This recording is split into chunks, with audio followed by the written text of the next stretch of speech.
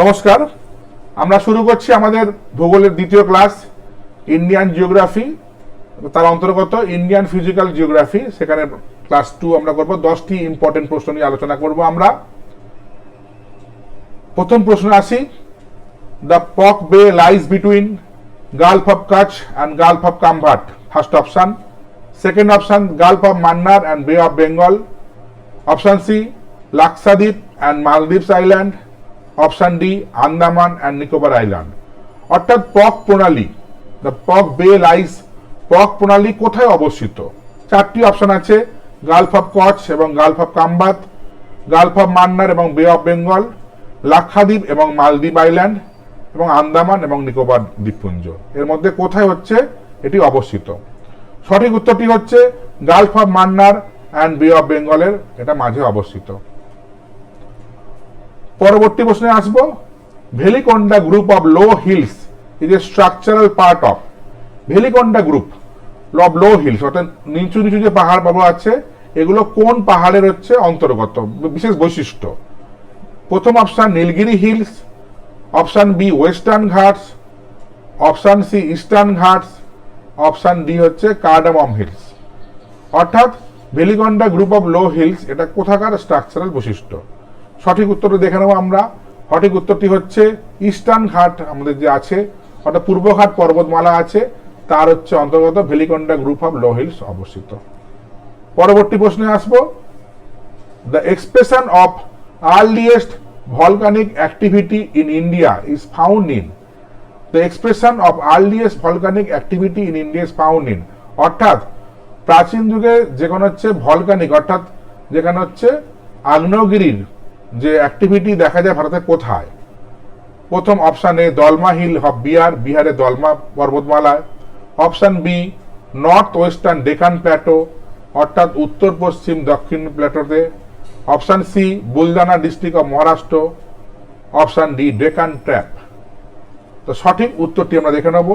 সঠিক উত্তরটি হচ্ছে দলমা হিল অফ বিহার, অর্থাৎ সব থেকে প্রাচীন অর্থাৎ ভলকানিক অ্যাক্টিভিটি দেখা যায় কিন্তু ভারতের দলমা হিলে দেখা যায়, বিহারে। পরবর্তী প্রশ্ন, ওয়েস্টার্ন ঘাটস আর, অর্থাৎ পশ্চিমঘাট পর্বতমালা কি? ড্যাশ। 4টি অপশন আছে, মাউন্টেন্স পর্বত, প্ল্যাটো মানে মালভূমি, এসকার্পমেন্ট অফ দ্য প্ল্যাটো, অর্থাৎ প্ল্যাটোর হচ্ছে মানে মালভূমির একটা প্রস্তরিত অংশ, এবং হিলস মানে হচ্ছে ছোট ছোট পাহাড়। ওয়েস্টার্ন ঘাট বলতে আমরা কি বুঝি? সঠিক উত্তরটি দেখে নেবো আমরা। সঠিক উত্তরটি হচ্ছে এসকার্পমেন্ট অফ দ্য প্ল্যাটো, অর্থাৎ হচ্ছে মালভূমির একটা বিস্তীর্ণ মানে অংশ। ঠিক আছে, একে বলে ওয়েস্টার্ন ঘাট বলে। পঞ্চম প্রশ্ন, the Shivalik hills have been made out of the debris coming from the. Shivalik hill, Shivalik যে পাহাড়গুলি পর্বতগুলি আছে সেগুলো প্রকৃতপক্ষে যে মানে পর্বতের যে ডেব্রিজ বা ভাঙাচোরা অংশ থেকে তৈরি হয়েছে, সেটা কোন পাহাড়ের, কোন পাহাড় থেকে এসছে? Option A Himalaya, option B Sutlej valley, option C Ganga valley, option D southern peninsula. এটা কোনটি সঠিক উত্তর হবে? আমরা দেখে নেব সঠিক উত্তরটি। সঠিক উত্তরটি হিমালয়।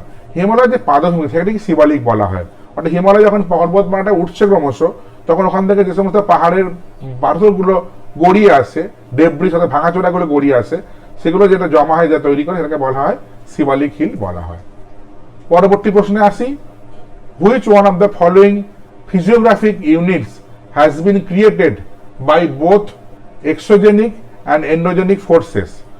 অর্থাৎ এক্সোজেনিক মানে তোমার হচ্ছে যেটা হচ্ছে মানে বাইরের যে ফোর্স তাকে বলে এক্সোজেনিক ফোর্স, এন্ডোজেনিক মানে অন্তর্ভাগ যে ফোর্সটা সেটাকে এন্ডোজেনিক ফোর্স বলে।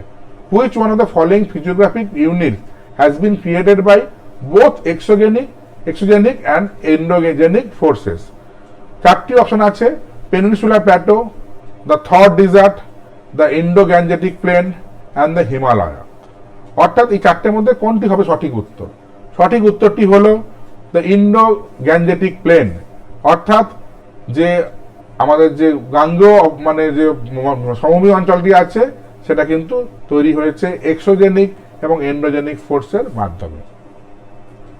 পরবর্তী প্রশ্ন, what is the difference between IST and GMT? অর্থাৎ ইন্ডিয়ান স্ট্যান্ডার্ড টাইম, অর্থাৎ ভারতের যে সময়, প্রমাণ সময় এবং জিএমটি, যেটা গ্রিনউইচ মিন টাইম বলে, জিএমটি সারা বিশ্ব যেটাকে মেনে চলে যে জিএমটি, এই দুটো সময়ের মধ্যে পার্থক্য কতটা আছে, কত কম সময় পার্থক্য। 4টি অপশন আছে, 5 ঘন্টা 10 মিনিট, বি 5 ঘন্টা 20 মিনিট, সি 5 ঘন্টা 30 মিনিট, ডি 5 ঘন্টা 40 মিনিট। আমরা দেখে নেব সঠিক উত্তরটি কি। সঠিক উত্তরটি হলো 5 ঘন্টা 30 মিনিট। খুবই ইম্পর্টেন্ট প্রশ্ন, যে কোনো পরীক্ষায় যে কোনো সময় আসতে পারে, এগুলো একদম বেসিক প্রশ্ন, এখান থেকে প্রশ্ন কিন্তু যে কোনো পরীক্ষায় আসতে পারে, খুব ভালো প্রশ্নের একটা। পরবর্তী প্রশ্ন, one of the states through which the tropic of cancer past is. যে 4টি রাজ্যের নাম লেখা আছে তার মধ্যে কোন রাজ্যে দিয়ে ট্রপিক অফ ক্যান্সার মানে কর্কট ক্রান্তি রেখা গিয়েছে। একটা হচ্ছে মণিপুর, একটা মেঘালয়, একটা বিহার, একটা ঝাড়খণ্ড। মণিপুর, মেঘালয়, বিহার এবং ঝাড়খণ্ড। আমরা দেখে নেব সঠিক উত্তরটি কোনটি। সঠিক উত্তরটি হলো ঝাড়খণ্ড। বিহারের নিচে ঝাড়খণ্ডের উপর দিয়ে এটি গিয়েছে এবং ভারতবর্ষ ঠিক মধ্যভাগ দিয়ে এটা পাস করেছে। আমরা মনে রাখবো যে উত্তর গোলার্ধে আছে কর্কট ক্রান্তি রেখা, মাঝে বিষুব রেখা এবং দক্ষিণ গোলার্ধে আছে মকর ক্রান্তি রেখা। এই কর্কট ক্রান্তি রেখা এবং মকর ক্রান্তি রেখার মধ্যেই কিন্তু সূর্য হচ্ছে ঘোরাফেরা করে, অর্থাৎ সূর্য রশ্মি লম্বভাবে কিন্তু এই অঞ্চলটার উপরই পড়ে, বাকি অঞ্চলটা তির্যকভাবে পড়ে। পরবর্তী প্রশ্নে আসবো, the large states of India in the order of area are. সব থেকে বড় রাজ্য ভারতবর্ষে কোনগুলি, মানে এরিয়া ওয়াইজে ভাবতে হবে কোনগুলো হবে। তো ওখানে বিভিন্ন সাজানো আছে। First option Rajasthan, Madhya Pradesh, Maharashtra. Second option Madhya Pradesh, Rajasthan, Maharashtra. Third option Maharashtra, Rajasthan, Madhya Pradesh. Fourth option Madhya Pradesh, Maharashtra, Rajasthan. এটা উত্তর বার করা খুবই সোজা। আমরা দেখে নেব সঠিক উত্তরটি কোনটি। সঠিক উত্তর রাজস্থান, মধ্যপ্রদেশ বা মহারাষ্ট্র। এখানে আমরা মনে রাখবো সব থেকে বড় রাজ্য হচ্ছে ভারতের বর্তমান রাজস্থান। রাজস্থান আগে মধ্যপ্রদেশ ছিল, মধ্যপ্রদেশ ছত্তিশগড় বেরিয়ে যাওয়ার পর থেকে এখন রাজস্থান সব থেকে বড় রাজ্য হয়ে গিয়েছে। অর্থাৎ আমরা রাজস্থান একটা উত্তর জানলেই কিন্তু আমরা বাকিগুলো অপশনগুলোকে নেগলেক্ট করতে পারি। পরবর্তী প্রশ্নে আসবো, which one of the following is the appropriate reason for considering the Gondwana rocks as most important of rock system of India. Which one of the following appropriate reason মানে আসল প্রকৃত কারণ কোনটা, যে কারণের জন্য গন্ডোয়ানা রককে ভারতের সব থেকে বড় হচ্ছে কি সব থেকে ইম্পর্টেন্ট রক সিস্টেম বলা হয়। প্রথম অপশন দেওয়া আছে, more than 90% of limestone reserves of India are found in them. অর্থাৎ 90% চুনা পাথর হচ্ছে ভারতবর্ষে সঞ্চিত আছে এইখানেতে। Option B, more than 90% of India's coal reserves are found in them. অর্থাৎ ভারতবর্ষের 90% কয়লা সঞ্চয় আছে এই অঞ্চলে, এই সিস্টেমের মধ্যে। Option C, more than 90% of fertile black cotton soils are spread over them। অর্থাৎ যে কালো কৃষ্ণ মৃত্তিকা বলে, অর্থাৎ যেটা কিনা তুলো চাষের জন্য সব থেকে গুরুত্বপূর্ণ, সেই তুলো চাষের জন্য 90% হচ্ছে উর্বর জমি এই হচ্ছে সিস্টেমের মধ্যে অন্তর্গত। আর option D, none of the above. খুব ইম্পর্টেন্ট প্রশ্ন, যারা গন্ডোয়ানা রক সিস্টেম জানেন তারা সহজে উত্তর করতে পারবেন। সঠিক উত্তরটি দেখে নিই। সঠিক উত্তর হচ্ছে more than 90% of India's coal reserves are found in them. অর্থাৎ ভারতবর্ষের যে কয়লা সঞ্চিত আছে, অর্থাৎ গন্ডোয়ানা যে রক সিস্টেম আছে তার মধ্যে ভারতের প্রধান যে মানে একটা খনিজ পদার্থ কয়লা সঞ্চিত আছে। এই কয়লা ভারতবর্ষের মানে অর্থনীতিকে মজবুত করেছে এবং বিদেশে রপ্তানি করা হয় এবং এর মাধ্যমে আমাদের ভারতবর্ষের যে উন্নয়নমূলক বিভিন্ন শিল্পের কাজকর্ম কিন্তু করা হয়ে থাকে কয়লার মাধ্যমে। তাহলে আজকের আমরা 10টি কোশ্চেন করলাম, এখানে অনেকগুলি ইম্পর্টেন্ট কোশ্চেন আছে, এগুলো আপনারা ভালো করে পড়বেন এবং এইগুলো কিন্তু যে কোনো পরীক্ষায় যে কোনো জিকের মাধ্যমে কিন্তু আসতে পারে। যারা আমাদের চ্যানেলটি রেগুলার দেখেন তাদের উদ্দেশ্যে বলছি, যদি আমাদের অনুষ্ঠান নিয়ে কোনো বক্তব্য থাকে, কোনো কিছু মতামত থাকে, কোনো ভুল ভ্রান্তি থাকে আমাদের জানাবেন, আমাদের কমেন্ট করবেন। আর যারা আমাদের এই অনুষ্ঠানটি পছন্দ করলেন তারা এটাকে লাইক শেয়ার করবেন। যারা নতুন তারা এই চ্যানেলটিকে সাবস্ক্রাইব করুন আর পাশে থাকা বেল আইকনটি অন করে দিলে এ সম্বন্ধে আপনাদের আরও ভিডিও আমরা যখন আমরা আপলোড করব তার নোটিফিকেশন পেয়ে যাবেন। আমাদের অফলাইন সেন্টার আমতলা, সিংহিরমোড়, দক্ষিণ 24 পরগনা, যেখানে আমাদের WBCS এবং অন্যান্য যে পরীক্ষা তার জন্য জেনারেল কম্বাইন্ড ব্যাচ পড়ানো হয়। এছাড়া স্পোকেন ইংলিশে ক্লাসও করা হয়ে থাকে এবং খুবই কম কোর্স ফিতে করা হয়ে থাকে। দুস্থ ছাত্রদের জন্য বিনা পয়সায় পড়ানোর ব্যবস্থা আছে।